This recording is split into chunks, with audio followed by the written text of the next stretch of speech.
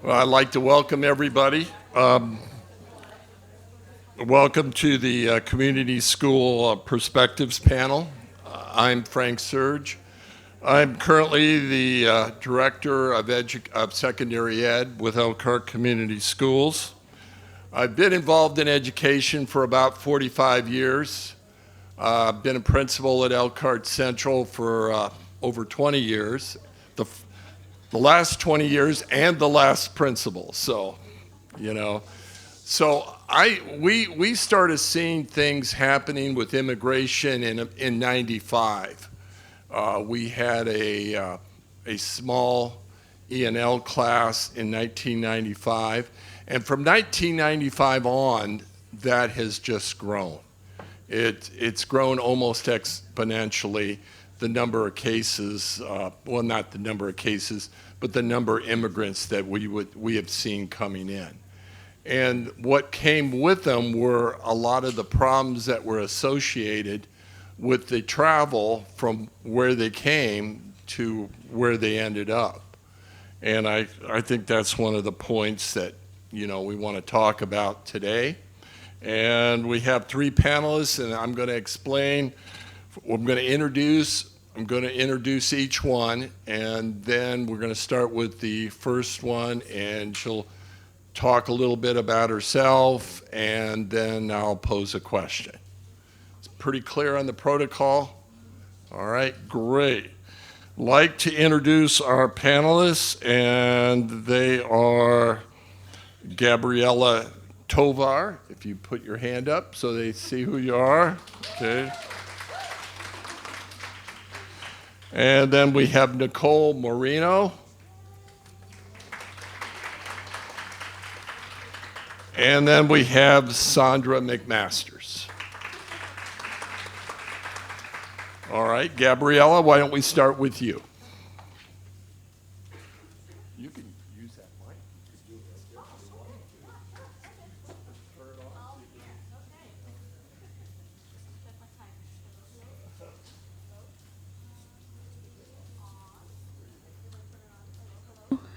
Hello. Oh, okay. Yeah. My name is Gabriela Tovar. It's an honor to be here. Now after all these presentations, I think it's a little bit intimidating now. I don't know if I have something really new, but let's go.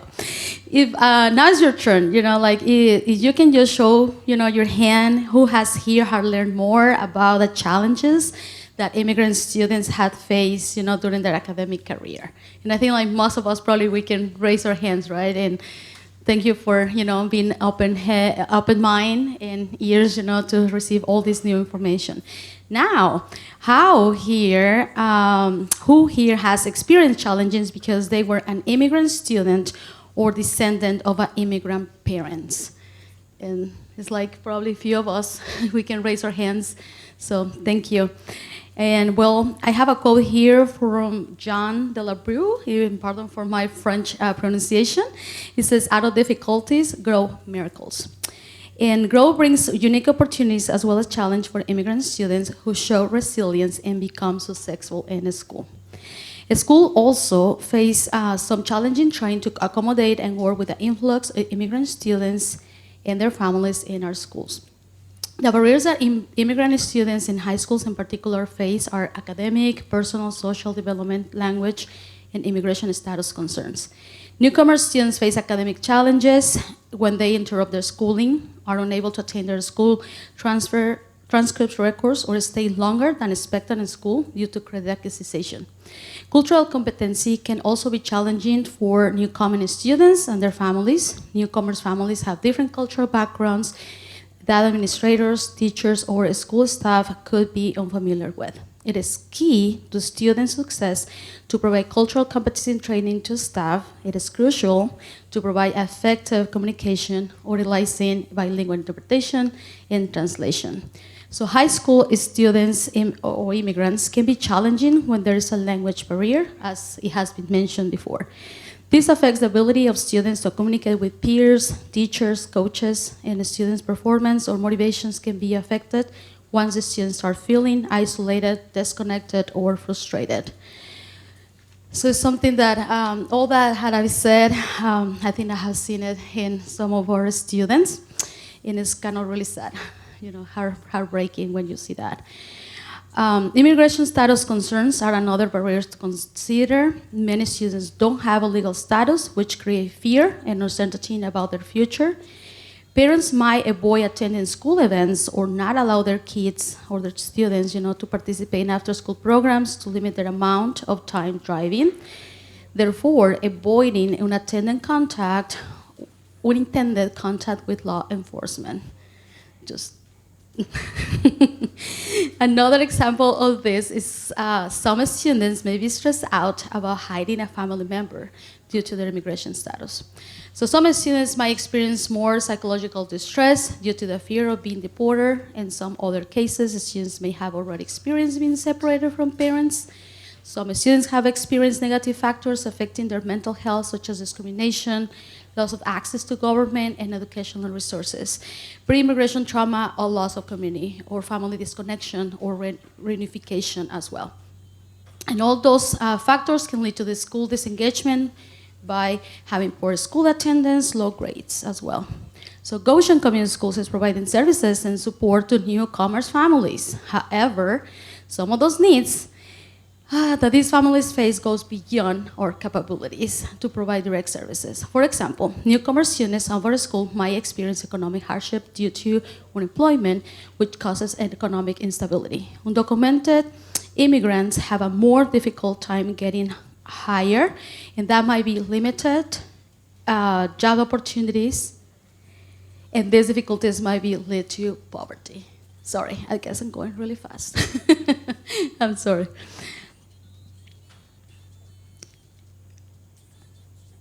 Housing is another challenge the students might encounter.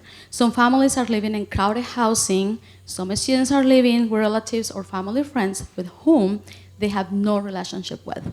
The lack of proper documentations or employment makes it more challenging to find affording housing.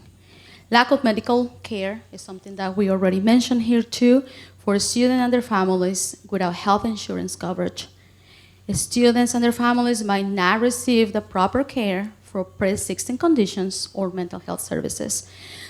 Some common mental health concerns of immigrants are depression, anxiety, or post-traumatic stress disorder.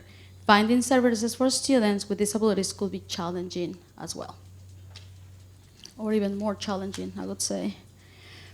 So, although immigration students are at risk, they are often resilient. This means that students learn how to overcome challenges and strive for success. Woo! And I'm emotional because I have seen many of those kids, strive for success, and that's so powerful. The students of Goshen High School keep dreaming because dreams come true. So sí se puede. So all of us, we can help, right? And I think that's why we're here. We're trying to learn more about how we can help them. So in different studies, it has found the importance of the school role by providing instruction, resources, and support for students. One strategy was by hiring bilingual staff in order to provide high-quality education. In Goshen Community Schools, we have team of parent liaison. Woohoo! The team is over there. Who help to build trust and maintain relationships with families. We serve as bridges for linguistic and cultural gaps. We help families to navigate the school system, empowering families to advocate for themselves and become active participants in the education system. So in several buildings, we have English language bilingual collaborators, and there's someone there that he was here, but I think she's outside. But they assist students or the newcomer students in their core classes by interpreting and processing the information. In 2002, a study mentioned that Latino parents consider teachers in a school that are willing to work with them as an allies. Ideally, school leaders create policies that champion, like Latino culture. For example, another thing that we have in Goshen Community Schools, high school, is a Latino club, and it's led by students. They create activities, they organize events based on whatever they think or they consider this like interest, so they want to learn more about it. We need school leaders open to multiculturalism, include all the students in the curriculum, incorporate global perspectives and projects that allow students to explore their own language, culture, and histories. However, it is important to create and maintain partnerships with local communities, organizations such as NIHHS, public libraries, career centers, where students find opportunities for professional, social, and emotional growth. The students who participate in Bienvenido program during these couple of years have reported an increase in well-being. They are more confident to ask participation in after-school activities such as sports or clubs. They also ask more questions about community service, or they are willing to take risks and be leaders of our club. So I will let one of our students to tell more about that experience of that program, and we'll be open for questions. Before you pass the mic and we have questions. Yeah, sure. You said a whole lot there in a real short period of time. Hopefully something is a little different than what we have one morning long. Why don't you give us the top 3 barriers that you think immigrants have coming into our schools? Mm-hmm, mm-hmm. And Gabriela is a English advisor at Goshen High School. Mm-hmm. So. I would say, definitely is the language barrier. Definitely that's one of those. And right now, I've seen a lot of economics is a lot of the ability to work, the inability, to find an employment, and of course that brings a lot of other, brokenness, I guess, in their system or in order to meet their needs. Yeah. Mm-hmm. You got one more. One more could be, I guess that's just the psychological, the mental anguish. The part of when sometimes the students come from broken systems, and sometimes they try to adapt in and be successful, but it's kind of hard. How long do you think it takes the average student to assimilate the language over a period of time? I think that research shows that it's 3 to 7 years, is depending of the student abilities. I was the son of 2 immigrant parents, and I didn't have all the trauma that a lot of people have dealt with. But what I found out, until I got into the 4th grade, language was pretty tough for me because I probably spoke my home language over English. And so until I got to about the 4th grade, I would say 4 years of school, I felt I was just starting to come into my own at that point. Mm-hmm. Yeah. Makes sense? Yeah. That is true. I hope and I encourage the students, to keep their home language. And I'm so thankful that in our school system, we are allowed and we are actually motivate students to their language as much as they can. And at least through the club, we can even have events or activities that portray, their culture, Day of the Dead, Cinco de Mayo, or other stuff, whatever they feel is comfortable for them, or playing games, like Loteria, or, board games, things that are from their culture. Yeah, it's good. And then on the other hand, how do you balance the two out? Oh yeah, no, but it's all right. I don't think it's too much of of their home language, because the rest of the day everything is in English and everything is just from this culture. So I think. All right, Nicole is a student at Goshen High School, and Nicole, I've been asked you to talk about your experience with Bienvenido and that program there. So if you could talk to us about that, we'd appreciate it. Okay. Buenas tardes a todos. Mi nombre es Nicole Moreno. Tengo 19 años. Llegué a este país cuando apenas tenía 16. Tengo 2 años y medio aquí en Estados Unidos.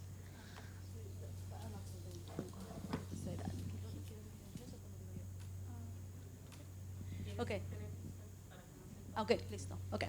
So, hello, my name is Nicole Moreno, and I've been a student of the Goshen High School for the last 2 years and a half. 2 years and a half.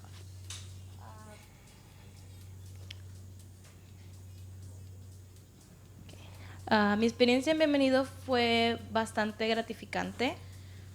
So I'm very, my experience in Bienvenido, it has been very, has provided some gratification. Estoy agradecida con Miss Tovar y con Liliana por haberme inscrito en Bienvenidos cuando llegué. So I'm very thankful with Mrs. Tovar and Liliana, for allowing me to have this opportunity to be in the program. Como muchos inmigrantes, pues llegué aquí solamente con mi mamá y con mis hermanos. Dejé mi casa, mis cosas, a mi abuela, a mis amigos, todo lo dejé allá. Y aunque muchos no lo crean, es muy difícil empezar en un nuevo país sin saber el lenguaje. So as many immigrants, when I arrive in this country, I arrive with my mom, along with my siblings. But then I left behind all my stuff, my grandma, everything. It was just left behind, including my friends. Al llegar aquí vi las diferentes culturas y pensé en sentirme muy sola, pues no tenía alguien más que pensara como yo. So upon my arrival, I was fearful and that I would just be isolated, feeling alone, because I didn't know anybody else. Me sentí sola las primeras semanas en high school, no sabía con quién hablar, pues la barrera siempre ha sido el idioma. Aunque había muchas personas, yo igual me sentía muy sola. So for about the first 2 weeks, I felt really alone, because of the language, right? I could not speak with anyone. And there were a lot of students, but I couldn't speak with them. Cuando el programa Bienvenidos empezó, empecé a ver que era normal sentirse triste después de haber abandonado todo lo que dejé en mi país. So when I started the program, I started learning that it was okay to feel sad for everything that I had just left behind.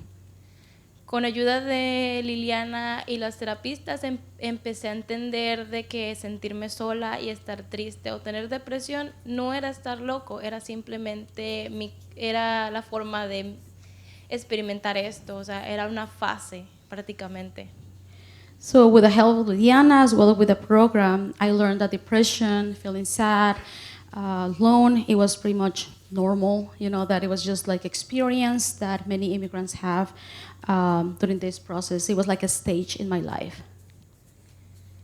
Por mucho tiempo estuve yendo con las terapistas, estuve haciendo actividades distintas y pude verle el lado bonito a la vida, a seguir luchando por ser alguien mejor, aprender el idioma y llegar a la universidad como primera generación en mi casa. So through the therapist sessions that I had, I started learning, more about how to keep thriving, to keep going, to fight for what I wanted, to learn the new language.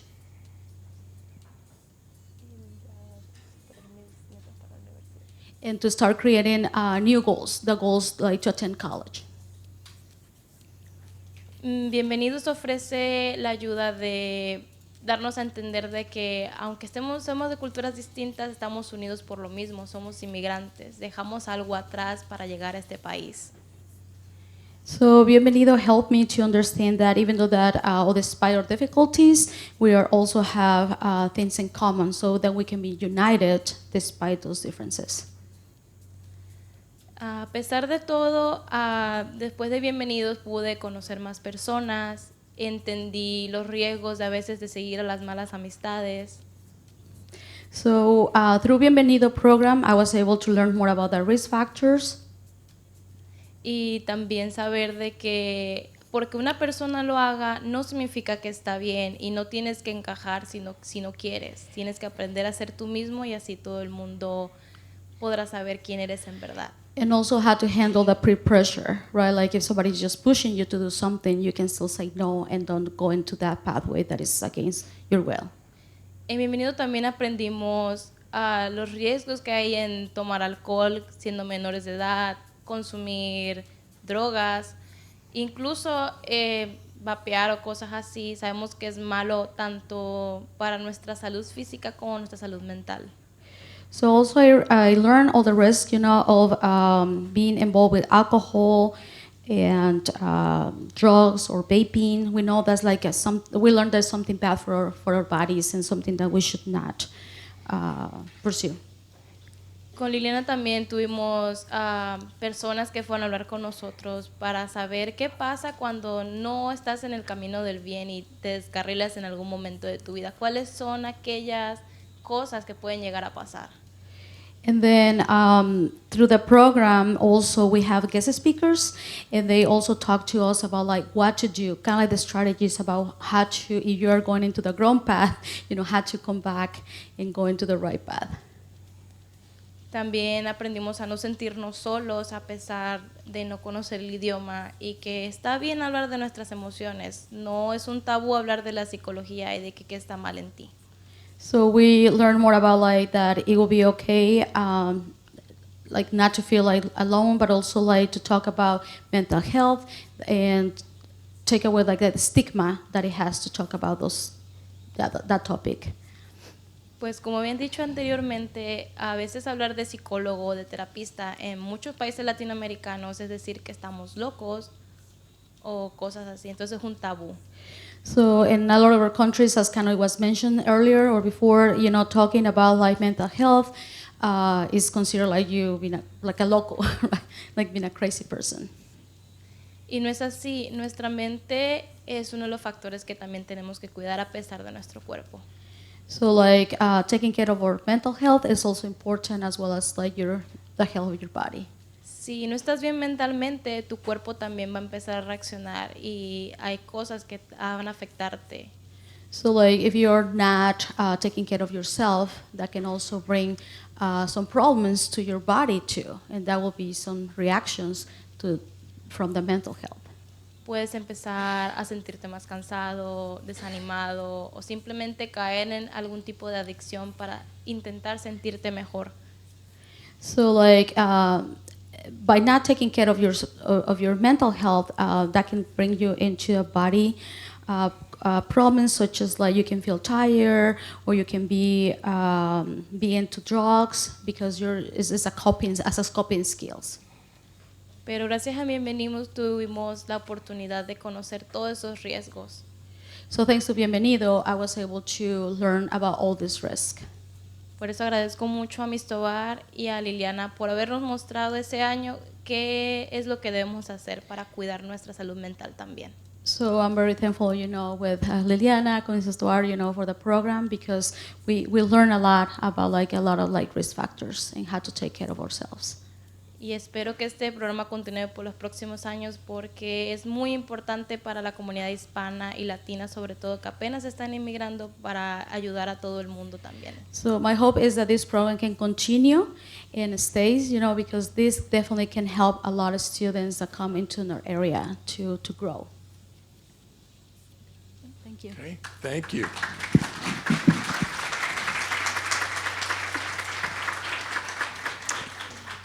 I would like to welcome Sandra McMasters, who supports NAIHHC's mental health initiatives in schools. Sandra has her master's in bilingual and social work from, let me turn the page, Loyola University. Okay. Child and adolescent clinical intern at Oaklawn, originally from, I can't say that name. It's a city in Mexico. There you go. Thank you. Oh, okay. So, Sandra, why don't you go ahead and talk a little bit about yourself and tell us a little bit about your story. Okay, so I came to Goshen, Indiana in April 1st of 1998. And my dad had been in the United States since 1986, and he never thought that his family would move to the United States with him ever. But little did he know that all his children would be residing and established here. All of my siblings work in factories, because that's what we were told. Aside from me, just one, the second oldest of my siblings had gone as an adult to obtain her bachelor's. I'm the seventh of 8 children, and I'm the only one with a master's degree.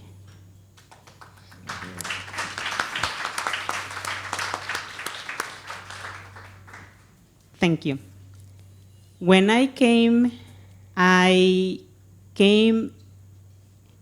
and I learned that I was pregnant. So I was a single mom. Aside from all the stress, all the culture shock, all the stress of finding a job, because you must find a job within the next 30 days, because you need to start paying back all the expenses of coming into this country. I mean, it's okay if you don't find a job, but it's going to be adding up because you have to pay bills, right? Okay. So when I came here, I already had an associate's in accounting, because in my country, we can finish high school with an associate's, because a lot of us just, that's all we can afford, right? I wanted to be a lawyer. In my country, it's only 50 people can start the pre-law program. So 500 of us tested for one of those 50 seats. When I got the results, I was 51 of 500. So I didn't make it to the program, right? That was one of the biggest losses of my life. Well, I thought, I don't know what to do with my life. First generation, you don't know that there's a waiting list, that you can have you can take a year gap or 2-year gap. I learned all of this when I was in my bachelor's program in 2015. Because even though I didn't attain my bachelor's degree, I knew that I wanted to give my baby that opportunity that I didn't have, that opportunity that was taken away from me. So I got married. I have a second daughter. Right now they're 25 and 20 years old. I knew from the bottom of my heart that I wanted them to go to college. I didn't know the system, I didn't know the language, but I was determined that I would ask questions. I will ask. If you tell me that I needed to go with somebody else, then I will do so. And if that somebody else will tell me to go ask somebody else, and I will do that. And sometimes it would take up to 10 different people to just meet one goal. And I did. So I want to thank every single person that is sitting here. Think about how you helped somebody this past week. Even if it was just holding the door for somebody that was coming in or out. And what did you do so? How do you think the person that went through the door felt? Because a lot of the times they say, oh, thank you, right? It's innate. It's within us to be grateful. But it's also innate within us to help. A lot of us that are sitting here and that are part of this summit have the heart, like Jonah mentioned. The social work profession has 5 very good values, and one of them is service and social justice. And I want to honor Jonah because I asked that question. I say, Jonah, what it takes to go to grad school. I quote Jonah right now. Don't worry about the price ticket. A lot of people give up because it's expensive to go to grad school. Yes, I have a lot of debt, but it's gonna be that process. If within my heart, I'm meant to be serving, I'm gonna be working for community health institutions or agencies. because that's where the people comes in. I'm also collaborating with the Northern Indiana Hispanic Health Coalition because I know the need of my community. I know there's a lot of need, but we can always take one step forward at a time. If you want to be part of this process of acculturation, it's not so simple to say, go to school, learn your materials, that's all you need to do. But it's also the system, the administrators. How are you creating that environment? One of the very helpful perspectives of the social work is person in the environment. Somebody who has depression, it's not so simple to say, oh, just crack a joke, be more happy. No, it's the factors, it's the environment, it's the people around you that impacts your mental health. And consequently, your physical health. I'm here because I believe that I can be a part of a better future for this generation, here and now. I wanted my kids to go to college, but then I took the challenge myself. Is it too much that I was giving my kids to carry? I said, I want to see what is that they're living. And I tell you, that's when I knew I was carrying chronic depression, anxiety, not necessarily suicidal thoughts, but I had the feelings of disappearing because I was overwhelmed. I felt dumb. I felt inappropriate because I didn't know the school system. I didn't know who to ask. But then I asked, and then I went from there. It's a challenge to meet the basic needs of a community. But you know yourself better than I would ever know any of you. Wherever the field it is, whether it's mental health, physical health, safety, policymakers, let's start today. And because it was mentioned, a coalition, I think we have the minds and the willingness, but all it takes is to take a step forward and say, let's start. So I hope this is helpful. If you have any specific questions. We're going to see a video first, and then we'll have question and answers. I have one question for you. What have you learned? Maybe the top 3 things from working with students, working with kids.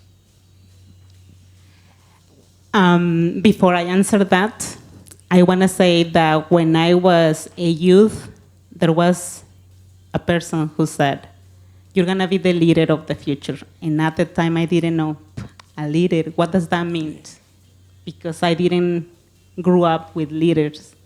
So I never knew what it was. So we need role models.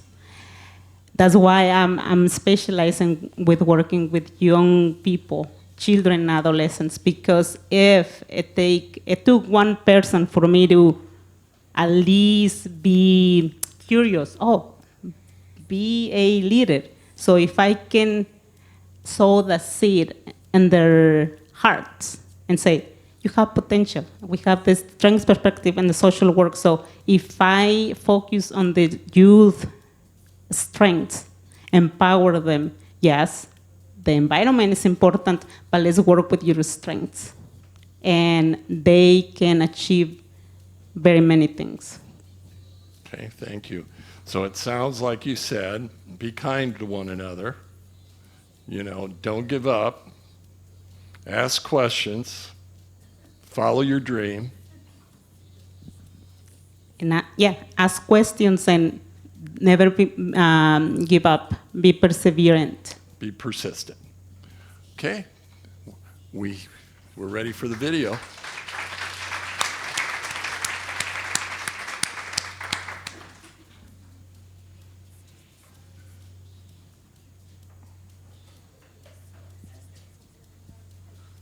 I'm Kumud Krishna from the Northern Indiana Hispanic Health Coalition, and we would like to welcome Kathleen McKenzie today. She is joining us from New Bedford, Massachusetts, where she is the coordinator of clinical and behavioral services at New Bedford Public Schools. NIHHC was surprised to receive a phone call from Kathleen a couple months ago inquiring about what we are doing with youth in the area of mental health. She had visited our website and seen some of our mental health initiatives. We are honored today to hear her perspective of the challenges they are facing in New Bedford to meet the mental health needs of immigrant students arriving in their school corporation. Welcome, Kathleen. Thank you for having me. Can you start off by sharing with us the characteristics of your school district and specifically what is the composition of students with respect to new immigrants? So New Bedford is, we have a population of about 100,000 across the whole city, and we have about 13,000 students. New Bedford actually has historically been a city of immigrants. And so historically we've had I'm Cape Verdean, so there's a lot of Cape Verdean ancestry here. There's also a lot of people from Portugal, and that's historically been the case. But more recently, I would say within the last 10 or 12 years or so, we've had a huge influx in the Hispanic population. And so we have right now we have about 3,400 students who are considered English learners, right? And the majority of them are, it depends. The majority of them are at the elementary level because we have such a bigger population at the elementary level. But we do have about 1,260 students at the secondary level. That would be middle school and high school, who are considered English learners. We also have SLIFE students, which are students with limited and interrupted formal education. And we've got about 719 of those at the elementary level and about 930 at the secondary level. So it's grown tremendously. I remember it was about 12 years ago, I was working in the preschool department. And I remember talking to the superintendent and I said, just so that you know, based on what we're seeing in the preschool department, we're going to have an explosion in the Hispanic population, and you better start preparing now.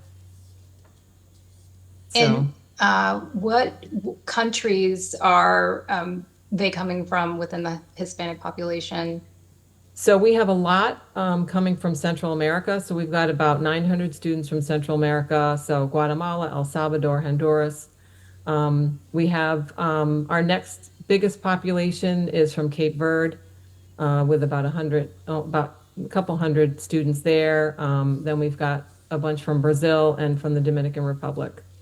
Now Cape Verde, they speak Creole and Brazil. It's like a Brazilian Portuguese, but the Hispanic population primarily. We do have folks from Puerto Rico also, but they're considered the United States, so we do count them. But as far as some very significant, I would say the most significant challenges for the students that we are servicing are the ones that are coming from Central America because of the trauma that's coming out of that area.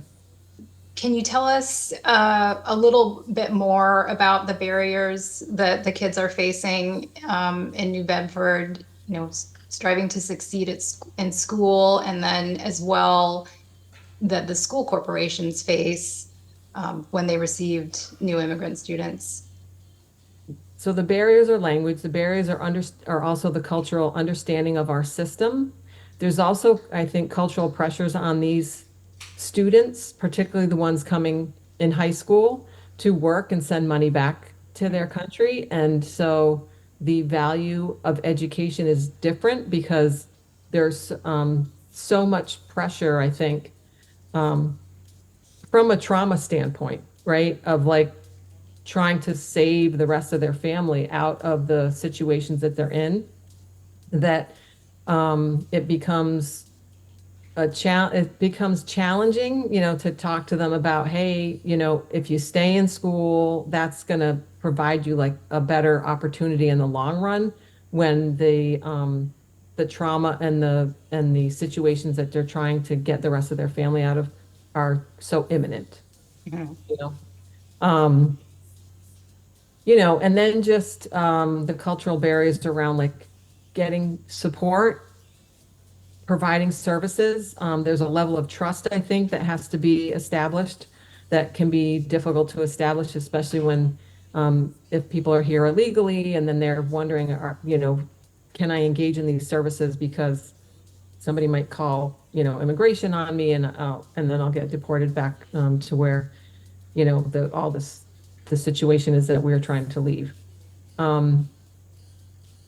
The other thing is there's also limited support, language supports available. So even if you're trying to get them supports, they're not necessarily people available to explain what the resources are. The other thing is, and Massachusetts, I think, is great, a very liberal state, and we provide a lot. We're sort of a welcoming state for immigrants. But even with the welcoming that we have, the health insurance that they're able to obtain is very limited, and the mental health resources that they can access is also limited because of the limits on the health insurance. So I would say those are some of the main barriers that we face. So given all of the barriers or the challenges that you are listing, what are the resources that you count on to address those needs? And specifically for the high schoolers, what are the mental health services and resources that you do have in New Bedford? So we do have, we have school counselors, which they used to be called guidance counselors, right? So they kind of look at college and career readiness. And then we have school adjustment counselors who are clinical folks. They have clinical licenses, which we have 9, right? And 4 of those do speak other languages. In fact, 3 of them, I think, speak like 4 different languages. So we do have language capacity in the school. We also have what's called an Immigrants Assistance Center that's in the city. They also send folks into the schools to support students. And we recently got an agency in the city that speaks like 4 or 5 different languages, and they're providing in-home services and family supports and all that. The issue, I think, is that it's just a drop. Even though these services are here, right? It's just a drop of what we need. I think the other thing is we have a lot of new counselors, and so I would say that the people who do have the language capacity some of them are somewhat newer in the field, and they don't have the that experience that is needed. And so it's great to have the language capacity. We also need the clinical skills, as well. But regardless of that, we also have some very talented people that have both of those skills. And it's just, we just don't have enough. We just don't have enough. The need is so great. I'm not even sure that there's really anything in this country that touches what I was hearing in the level of trauma that these kids are bringing into the country, with them. You know what I mean? The level of trauma is just so significant. And just to have people think about this, to put it in perspective, right? Think about anybody out there who has children.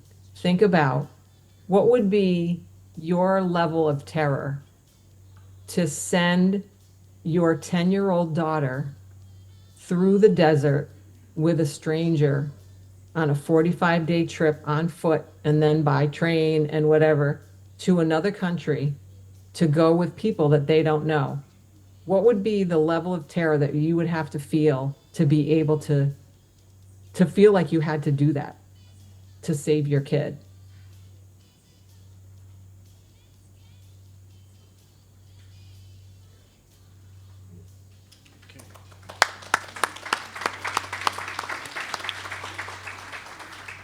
Okay, we have questions and answers for a cute little Q&A for our three panelists, for Gabriela, Nicole, and Sandra. Any questions?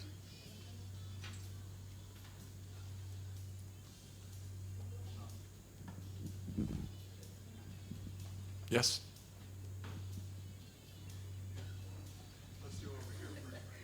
Okay, over here. I have a question for Gabriela Tovar. You mentioned that there is a Latino club at Goshen High School. Is it specifically for immigrants or like Chicanos? Or because I remember being in high school too, it was called MYA. Is that still okay? I was just confused if it was like a different club. Okay. We have going through like different, I guess, what is it, kind of like generations. So at one point, yes, we have like MYA was more like a cohesion of like Latino students. Anyone that feel free to join, I guess it was welcome. There's still welcoming, you know, for anyone. However, in the last probably 2 or 3 years, it has been morally more EL students or immigrant students that have joined the club. So actually now the meetings are not in English anymore. We actually conduct them in everything in Spanish, and we take notes in Spanish. I mean, everything is more like in Spanish. So it's like, yeah, quite richer, I guess, with that for immigrant students now. Okay, thank you. Buenos días a todos. Mi nombre es Claudimar Gómez. Tengo varias cosas que decir. En principio, ahorita soy trabajadora comunitaria de la salud, soy dula y trabajo en una coalición de salud. Pero hace unos meses atrás trabajé en un colegio, no puedo decir el nombre por las leyes que no me lo permiten, y observé en el colegio en el cual trabajaba muchos problemas con respecto a lo que estamos abordando actualmente. Por ejemplo, en la población del colegio en la cual estuve, solo había una persona que hablaba español y yo era la segunda, pero mi inglés realmente es reducido. Por ende, la población... Okay, sorry. I think we didn't coordinate who was going to interpret for you. No. Yeah, I'm trying to, I will just give a little quick, like probably summarize, sorry. It's basically that she used to work in a school. She's not going to give the name, and she's going to provide like a question from there. Sorry, and now I'll take notes. Particularmente, lo que más observaba, mi trabajo era de paraprofessional, los alumnos no tienen espacio para poder hablar de sus situaciones, que hay muchísimas, así como lo sabemos todos acá. So basically, the problem that I noticed is that as a paraprofessional is that the students didn't have the space to talk about the issues that they were facing. Me quedaba horas adicionales sin paga por ayudarlos. So I work after hours, many hours, you know, in order to help them out. Pero en resumen, desde mi perspectiva y con todo respeto, creo que estamos en una crisis.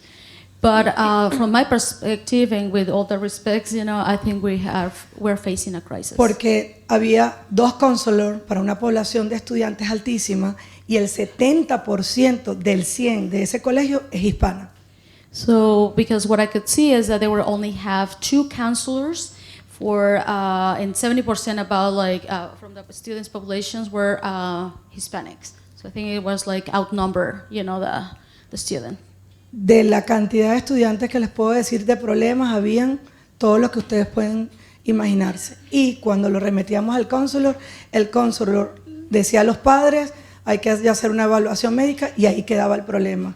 Y seguíamos teniendo alumnos deprimidos, alumnos abusados, y la pregunta es, como trabajadores comunitarios de la salud y todos los que pertenecemos a distintas áreas acá, ¿hasta dónde queda nuestro trabajo? Porque si bien lo que dijo la señora Yona me encantó, pero aquí hay leyes que te limitan, porque yo no puedo hacerle seguimiento a esa niña que fue abusada porque no me lo permiten.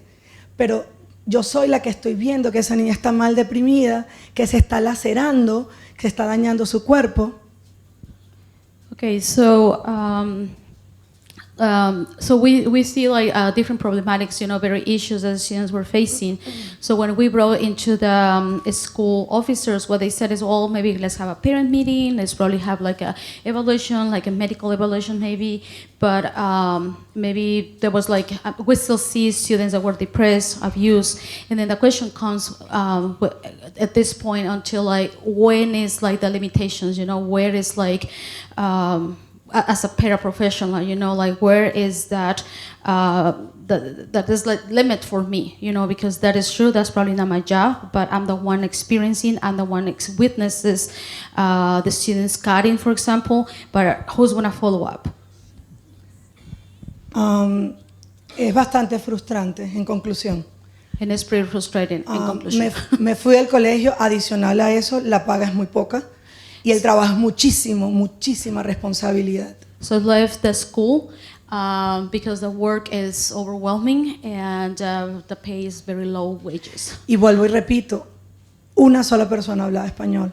Entonces nuestros hijos que estamos hablando que tienen traumas, que vienen con problemas de todo lo que ya se ha hablado aquí, entonces se reflejan, van para la junior high school o el high school y entonces evidentemente consiguen otras formas de quizás de desviarse. El sentido no es buscar que esa va a ser la mejor opción, no, pero estoy presentando aquí un grave problema que creo que deberíamos de ver cómo lo solucionamos.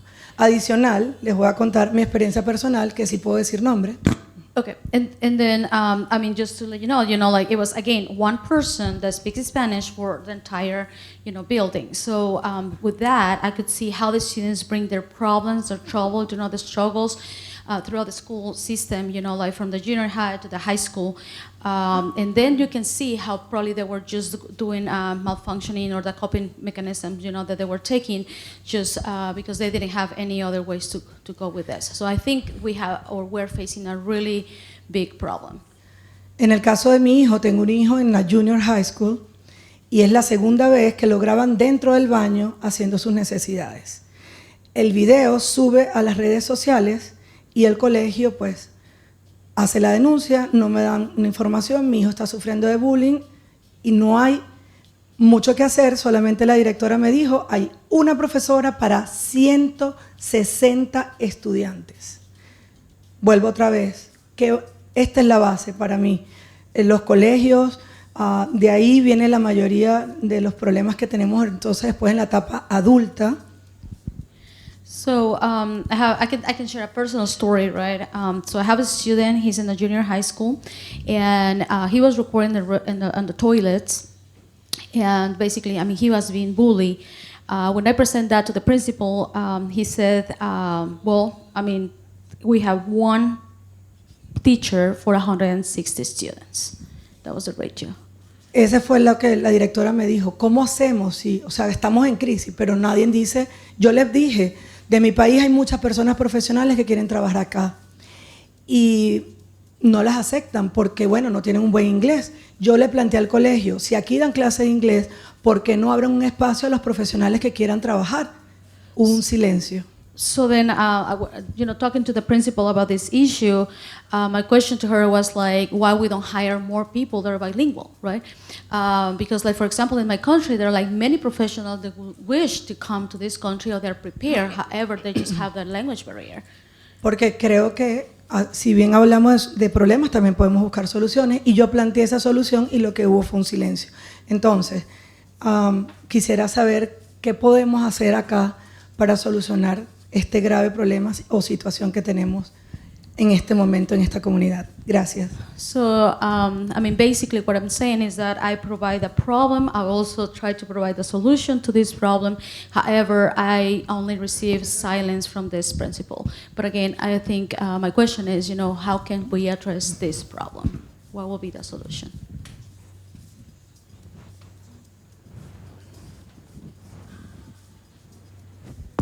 Any other question?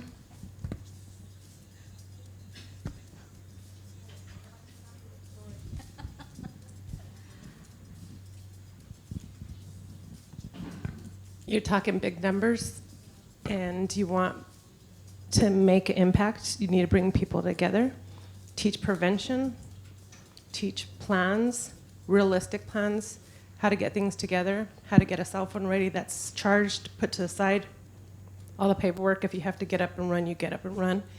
How to prevent harm to yourself, thinking outside the box, thinking differently, thinking as a community, but teaching these skills, these ways of living, which is resilience, to everyone, including bringing all the parents together, all of the community together, and in big, large groups is what you're saying.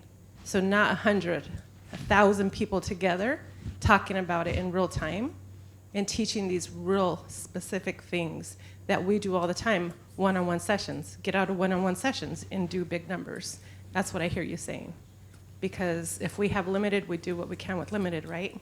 We do it, we've done it in history, and we have the techniques to do it in large numbers as well. We have techniques to work on and heal trauma in big numbers. We have to see the big numbers come together and do it together.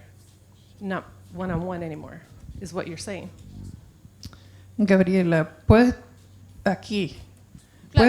traducir para decir algo a ella? Oh, claro, ok, sí. Pienso que uno de los problemas que tenemos en la comunidad latina es que nunca llegamos a las reuniones cuando se reúne el comité de los miembros directivos. Ellos son los que pueden dar, o nosotros somos, porque vemos dos aquí de parte de Goshen, nosotros somos los que podemos dar soluciones, especialmente cuando la mayoría de estudiantes son de origen hispano o de otras minorías. Pero si ustedes no llegan a nuestras reuniones, ¿cómo vamos a ver nosotros qué problema está pasando? ¿Cómo vamos a saber nosotros que tenemos el apoyo de la familia? Entonces, lo único que le puedo decir es llegar a las reuniones. Oh, I don't like the camera.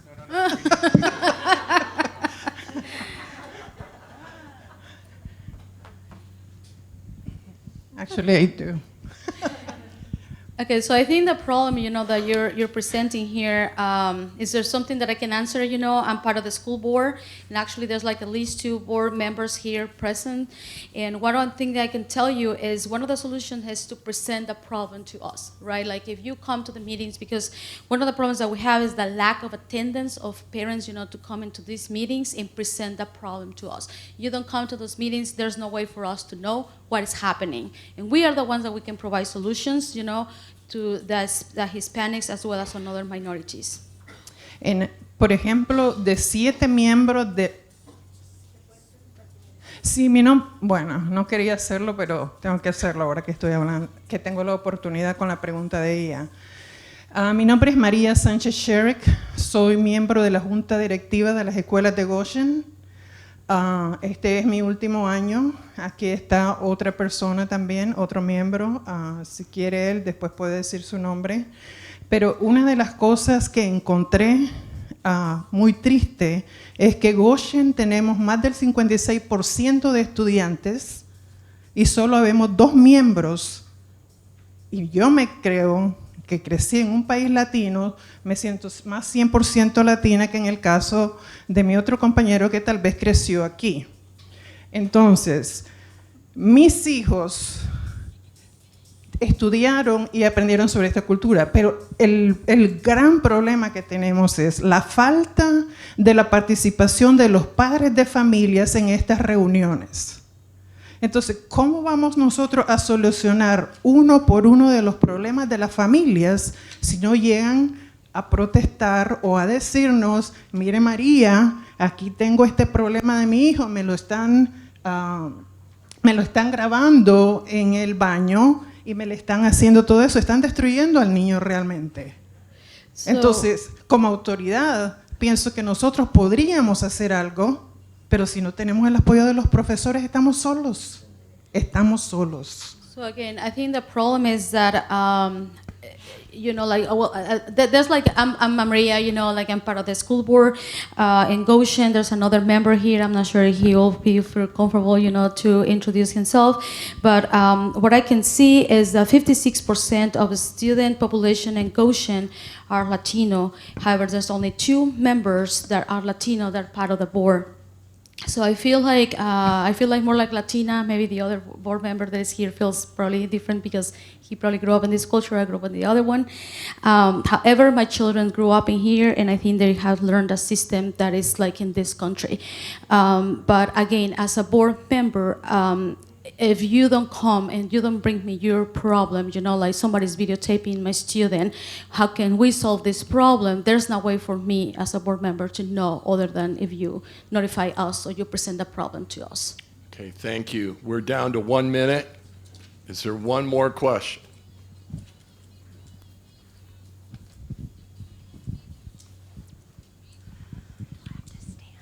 This will be our last statement. Okay. I just wanted to ask if, Gabi, you think having done the Bienvenidos program with the high school students, do you think that in the future it would be plausible to do it? Because we see these problems are starting with younger and younger students, and I know that the program starts with 12-year-old students, which would be at the intermediate level. So do you think having done the program with the high school students that it would be plausible in the future to have it at the intermediate level?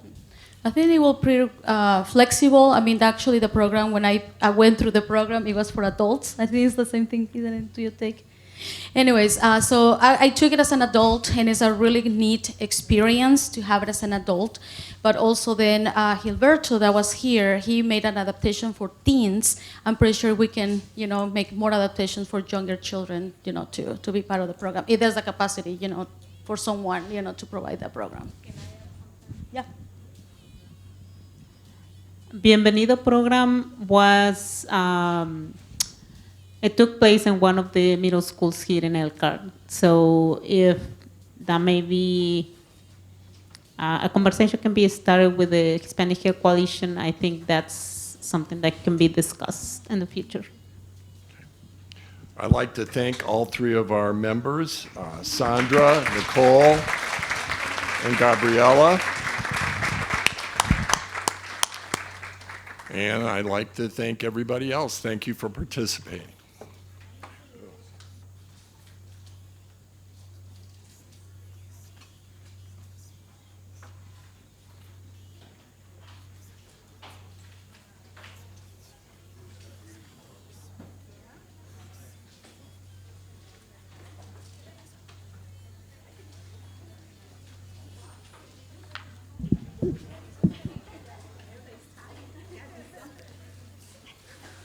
So I'm going to invite everyone to keep completing the surveys, please. We are getting close to the end of the event, and it is a pleasure for me to introduce to Nancy Rodriguez Lora. Nancy is one of our freelance social workers, therapists in Goshen, Indiana, completely bilingual, and bicultural and bilingual. Look at the first correction that she did it, because one thing is to speak Spanish, but that doesn't make you bicultural. So thank you for the clarification.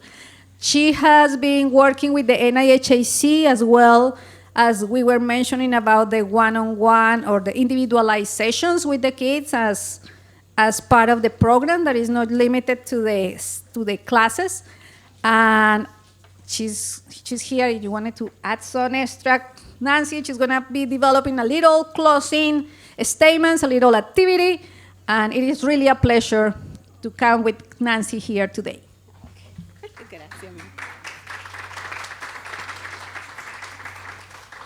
All right, well, good afternoon. I know you're all tired.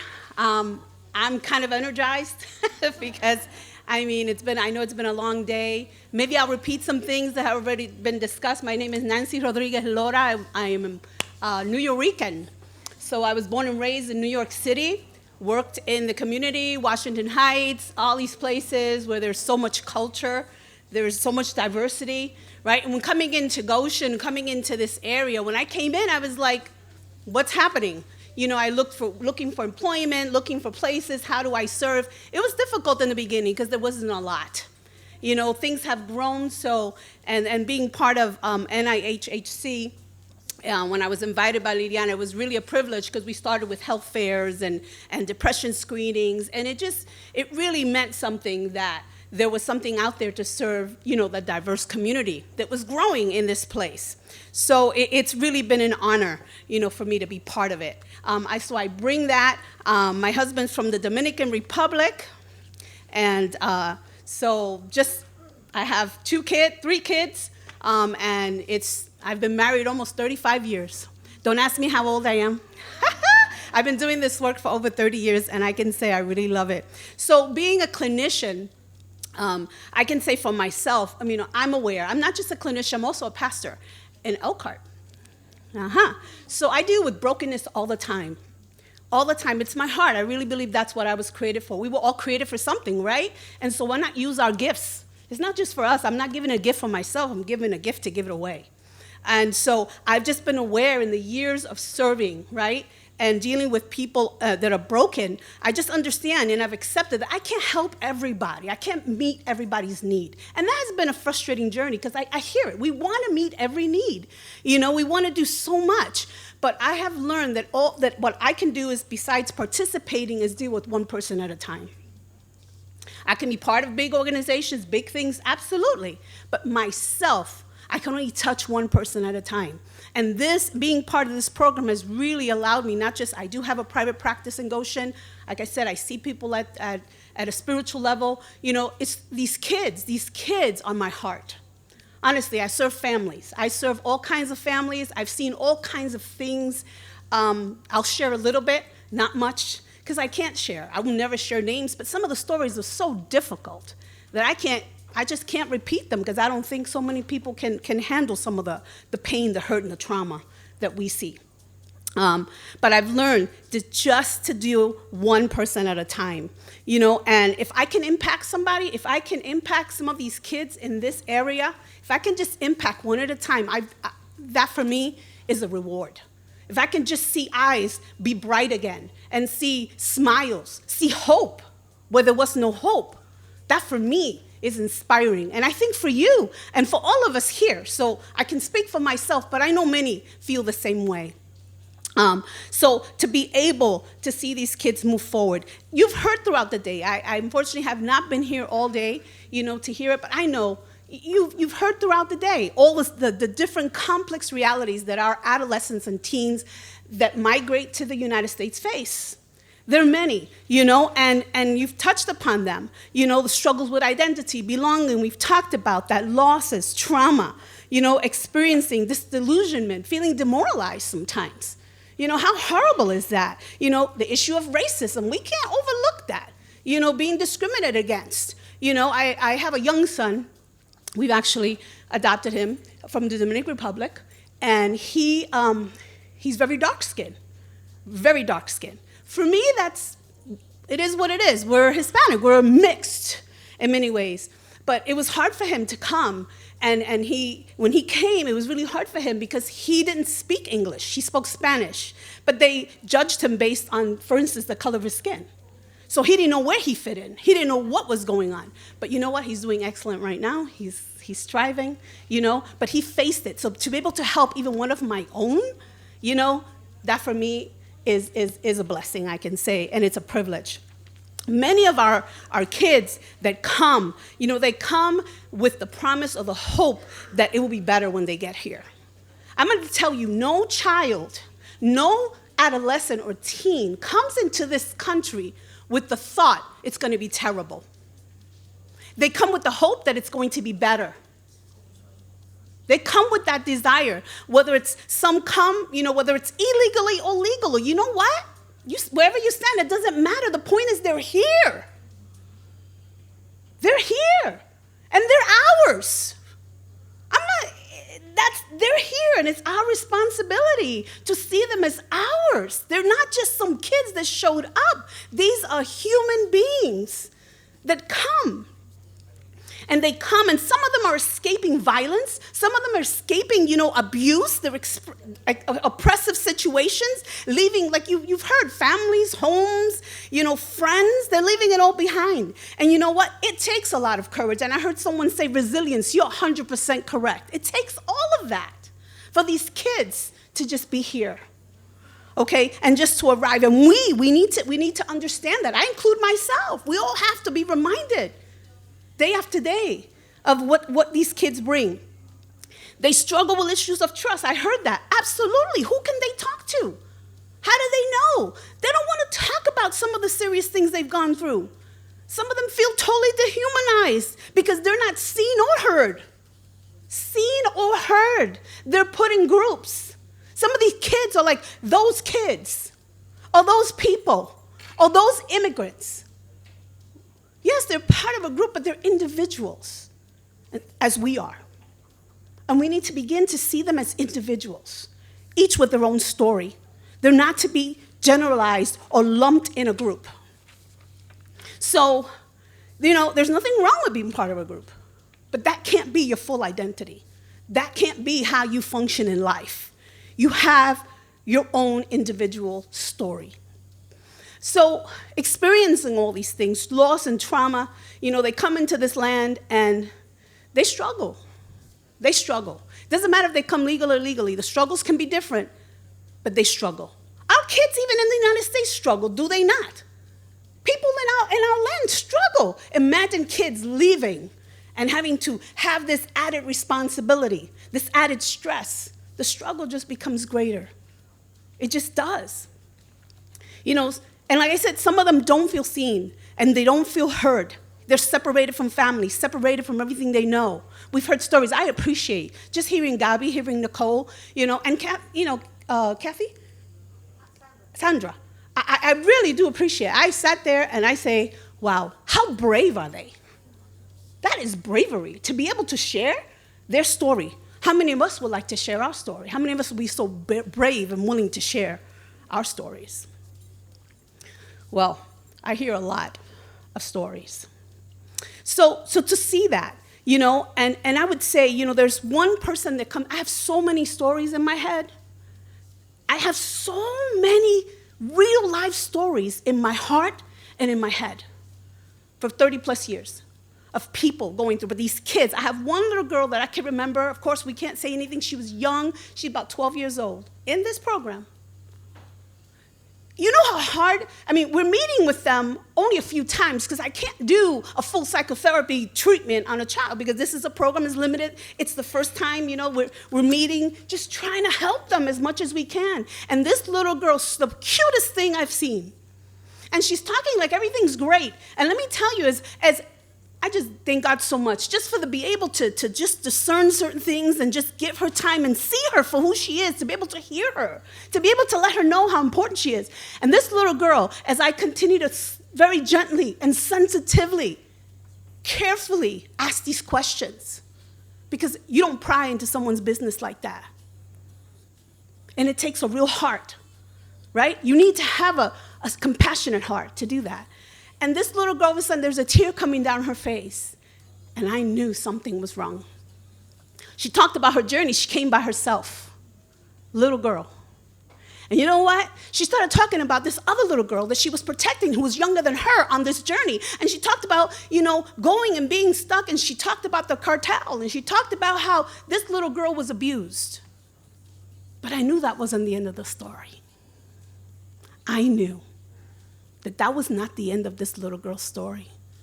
And I just had to listen and let her know that I was there and that no matter what she was going to share, I was there and she was not alone. She was being heard for the first time. This little girl shared nothing with no one and didn't want anyone to know until she said, slowly, in that time, me just really inside praying, God, please, what is it? How can I help her? She shared she was abused too. And the tears came down. Now you tell me, how can we overlook that? We can't overlook that. These are real life stories, and I'm not trying to say, this is not a ploy, this is not manipulation, this is not, she's giving a story. This is a real little girl. This is reality. And we have so many of those. These kids, and I'm going to say, I know the theme was survive, thrive. I thought about it. You know what I realized? That these kids are already survivors. They are survivors. They came surviving. They survived. Those are survivors. Right? And they come with that and they're here. And that's all they're trying to do is survive. They're trying to connect, they're trying to adapt, they're trying to do all these things, learn English, but they're trying to survive. How do they stay above the water without drowning? Well, you know what? We're the ones with the lifesavers here. We need to teach them how to thrive. We are the ones here, whatever capacity you serve and wherever you are, we are the ones that help them thrive. No matter how old they are, no matter where they come from, how they got here, they're barely trying to survive. And so many, so many other stories. There's another girl, young girl, teen girl. What happened with her? You know what? How terrible it is. This is a young girl raised by two parents in her country. Her dad, as soon as she was born, this dad was paralyzed, gunshot wound, was in a wheelchair, raised by a mom and a dad in a wheelchair. And she worked, and her mom was a worker. And she tried, but you know what? A year and a half ago, her mother died. Her mother died, cancer. They were barely making it. And you know what? This little girl, teen girl, decided, she needed to do something. Bravery. How do I help besides the poverty and the violence and the fear she had? And her dad was in a wheelchair. She came to this country. 15 days after she got to this country, her father had a heart attack. 15 days after coming here, her father died, had a heart attack. This little girl had no one. Now you tell me. And then she had siblings in her country who were younger than her, and she was worried, what do I do? The desperation. I know we can't create magic. I know I'm not God, neither are you. We can't, but we have to do something. We have to do something. Another young girl, again, had her siblings' dad here. A month before she came here, she got her papers with her mom to come. Her mom dies. She comes and she's angry. She's confused. She's lost. These are the kids we get. A young boy raised in this country with his mom being abused by a father who's abusive. Poverty. They escape and they come. What happens? It doesn't resolve. Magic doesn't happen. His mom never got help, got in a situation where things are still violent. Now this kid is helpless, angry, thinking things he shouldn't be thinking. But they don't want to talk about that. These kids don't want to talk about that. They don't want to talk to people about that. They don't want to tell the parents how they feel because they feel they're going to be a burden, more of a problem. And so they don't talk about it. They don't know who to trust. But this program gives us an opportunity to come in. It gives me an opportunity to come in. It is for a time. And I love the fact that they give me the opportunity. If it's half an hour, whatever I need for that moment. I am just really thankful. And that little time to do something.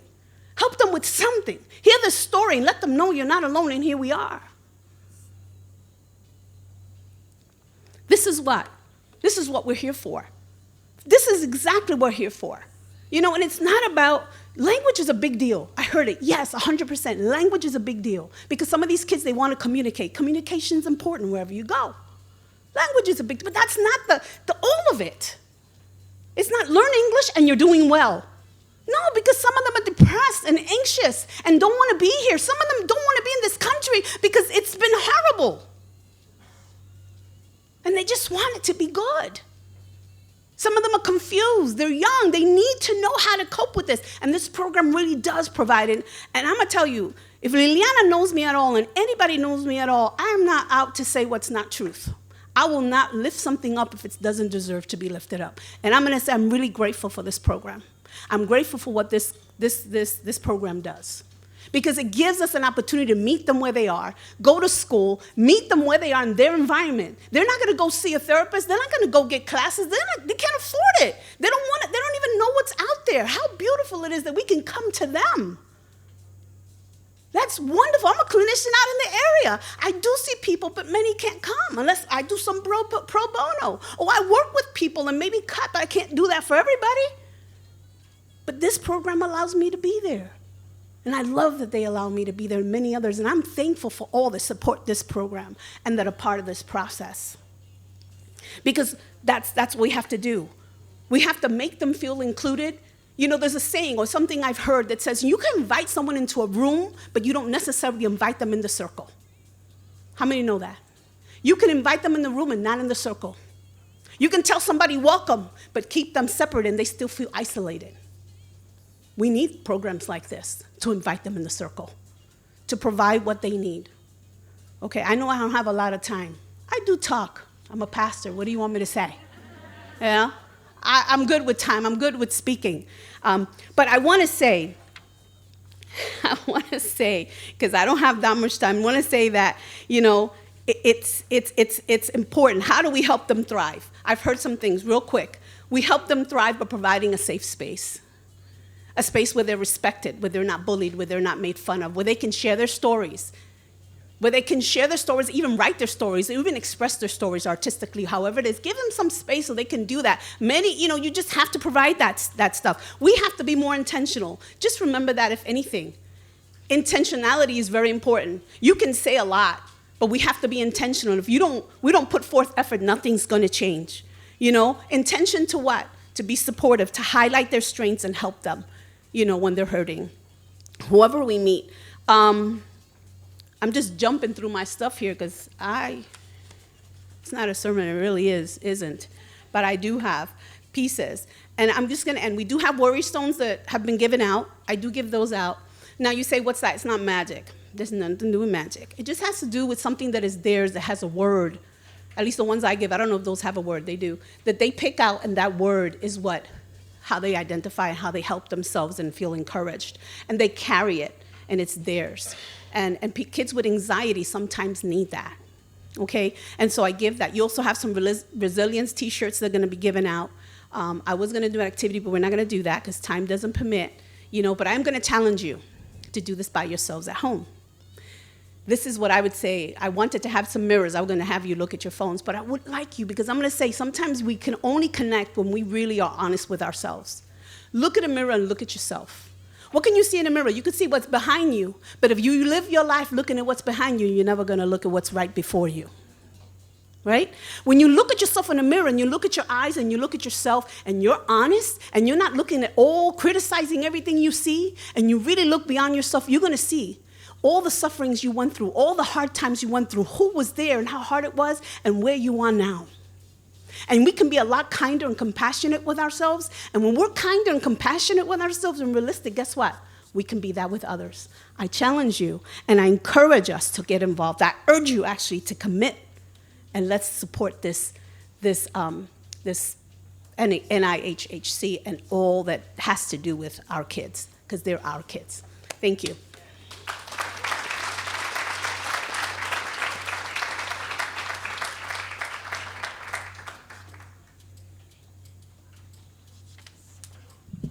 Wow, I love her energy. Thank you, Nancy. It's great to have energy at the end of the day, isn't it? So we are grateful for your words of encouragement, and I hope that you all have enjoyed the day. My name is Jan Marable. I am the Education and Event Coordinator for MHAM, and it is my privilege to thank you all for coming today. We want to thank all of our presenters, our moderators, our speakers.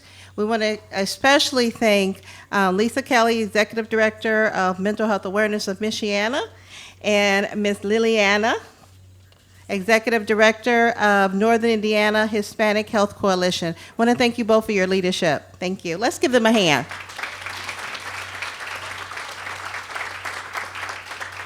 What a great day we've had today, some great speakers, and we hope that you'll take the information and that you will use it to make an impact in the community in which you have called to serve.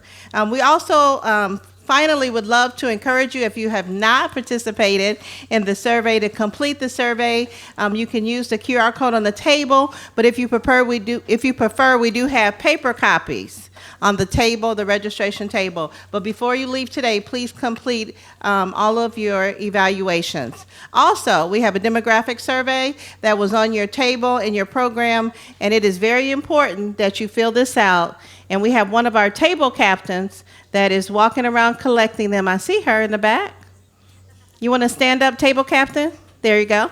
She's walking around collecting them. So if you can take a moment and complete this for us, we appreciate it. We hope that you have enjoyed the day. Have I forgotten anything, ladies? Thank you. Oh. All right. They have, very good. NIHHC has taken the time to create this resource directory. Please take one. If you did not have one on your table, please see us. We'll make sure that you get one. How many great resources you're receiving on today. What a great day. Thank you all for coming, and we hope you have a great day.